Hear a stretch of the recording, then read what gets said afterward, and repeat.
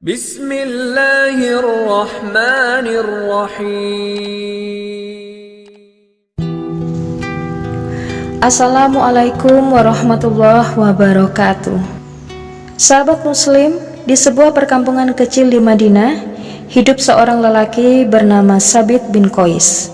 Ia dikenal sebagai seorang sahabat Nabi Muhammad SAW yang memiliki suara yang keras. Namun di balik suaranya yang lantang, ia memiliki hati yang lembut dan selalu khawatir akan amalannya. Suatu hari turunlah ayat dalam surah Al-Hujurat yang berbunyi, "Wahai orang-orang yang beriman, janganlah kamu meninggikan suaramu melebihi suara Nabi, dan janganlah kamu berkata kepadanya dengan suara keras sebagaimana kerasnya suara sebagian kamu terhadap yang lainnya.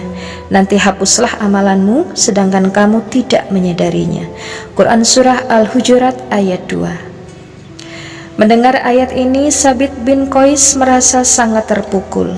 Ia mengurung diri di rumahnya, menangis tanpa henti karena takut seluruh amal baiknya telah terhapus. Ia berpikir bahwa dirinya termasuk dalam golongan penghuni neraka karena sering berbicara dengan suara keras di hadapan Rasulullah SAW. Beberapa hari berlalu dan Nabi Muhammad SAW menyadari ketidakhadiran Sabit dalam majelis ilmu. Beliau bertanya kepada para sahabat, "Apa yang terjadi dengan Sabit bin Qais? Apakah ia sakit?" Seorang sahabat lalu menjawab, "Wahai Rasulullah, rumahnya dekat dengan rumahku. Aku melihatnya di rumah, kepalanya tertunduk sedih." Nabi Muhammad kemudian mengutus seorang sahabat untuk mengunjungi Sabit. Ketika ditanya mengapa tidak hadir dalam majelis, Sabit menjawab dengan berlinang air mata, "Aku takut termasuk penduduk neraka. Allah telah menurunkan ayat tentang larangan meninggikan suara di hadapan Rasulullah, sedangkan aku dikenal memiliki suara yang keras." Ketika kabar ini sampai kepada Nabi Muhammad SAW, beliau tersenyum dan berkata, "Sampaikan kabar gembiraku padanya, ia bukan termasuk penduduk neraka, tetapi ia termasuk penduduk surga." Hati Sabit dipenuhi kebahagiaan yang tidak terhingga mendengar kabar tersebut. Ia kembali hadir dalam majelis Rasulullah dengan semangat baru. Namun kisah Sabit tidak berhenti sampai di situ. Ketika perang Yamamah meletus untuk memerangi kaum murtad setelah wafatnya Rasulullah, Sabit bergabung bersama pasukan muslim.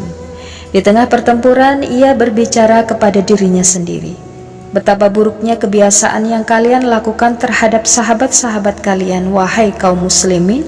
Begitukah kalian memperlakukan musuh?" Sabit bermaksud menegur pasukan muslim yang mundur. Ia kemudian maju sendirian ke medan perang, mengenakan kain kafan dan minyak wangi sebagai tanda siap mati syahid. Sebelum berangkat ke medan perang, Sabit menitipkan pesan kepada salah seorang sahabat Ansor. Ia melepas baju besi yang sangat bernilai dan berpesan, "Jika aku mati syahid, berikan baju besi ini kepada Khalifah Abu Bakar dan sampaikan salamku padanya. Katakan juga agar ia melunasi hutangku." Sabit kemudian berjuang dengan gagah berani dan akhirnya gugur di medan perang sebagai syahid, sesuai dengan kabar gembira dari Rasulullah bahwa ia termasuk penduduk surga. Kisah Sabit bin Qais mengajarkan kita tentang keikhlasan, ketakwaan, dan perjuangan seorang sahabat yang mungkin tidak sepopuler sahabat lainnya. Ia menghadapi ketakutan terbesarnya dengan iman yang kuat, dan akhirnya mendapatkan kabar gembira dari Rasulullah. Kisahnya menunjukkan bagaimana Allah Maha Pengampun dan Rasulullah SAW sangat memperhatikan kondisi spiritual para sahabatnya. Kisah ini juga mengingatkan kita untuk selalu menjaga adab dalam berbicara dan berinteraksi, terutama kepada orang-orang yang terhormat. Dari kesedihan mendalam hingga kebahagiaan tak terkira, perjalanan Sabit bin Qais menunjukkan bahwa keikhlasan dan ketulusan selalu mendapat tempat istimewa di sisi Allah Subhanahu wa Ta'ala.